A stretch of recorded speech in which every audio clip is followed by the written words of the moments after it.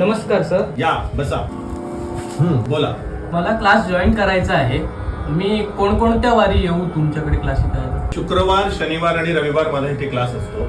तुम्ही या शुक्रवारपासून येऊ शकता. अरे पण या आठवड्यात आपला तेंडोली महोत्सव आहे. अरे हो, या आठवड्यात आपला तेंडोली महोत्सव आहे. तेव्हा कितीही महत्वाचं काम असलं तरी ते बाजूला ठेवून मी आणि तुम्ही सुद्धा तेंडोली महोत्सवाला उपस्थित राहिलं पाहिजे. शुक्रवार, शनिवार आणि रविवार 14, 15 आणि 16 फेब्रुवारी 2025 ला हा महोत्सव आहे. पण या महोत्सवामध्ये आहे तरी काय? काय आहे? सगळं काही आहे. दशावतारी नाटक आहे, नृत्य स्पर्धा आहेत, पैठणीचा खेळ आहे, ऑर्केस्ट्रा आहे आणि त्याही पेक्षा या आपल्या मुलांचा कराओके शो सुद्धा आहे शेवटच्या दिवशी. त्यामुळे महत्वाची कामं बाजूला सोडून या महोत्सवाला आलंच पाहिजे. हा पहिलाच महोत्सव आपला दणक्यात झाला पाहिजे.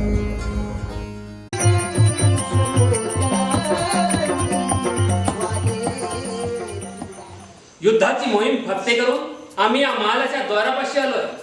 पण सेनापती महाराज, आमच्या स्वागतासाठी अजून कोणीच कसं आलं नाही. महाराज, आपण येण्याची खबर आम्ही विश्वासकडे पाठवली होती. बहुधा त्याने विश्वासघात केलेला दिसतोय.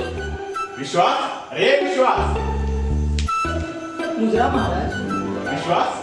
महाराणी सरकार कुठे आहे? ती गेली म्हणजे दौऱ्यावर गेली हो. म्हणजे अजून हळदी कुंकवाचा कार्यक्रम संपला नाही. होता असाच, पण ती ऑडिशन गेली हा. ऑडिशन? सेनापती काय बडबडतोय हा? माझं मस्तक कसं बधीर होत आहे. बघितलं जाता त्याच्यावर उपाय असा आरोग्य शिबिर पण ठेवलं त्यांनी. ऑडिशन, आरोग्य शिबिर, अरे नेमकं सांगायचं काय तुला? तुमका माहिती ना? आमच्या तेंडोली गावात 14, 15, 16 फेब्रुवारी तेंडोली महोत्सव आयोजित केला असा. म्हणजे नेमकं आहे तरी काय त्यात? अहो काय नाही आता विचारा.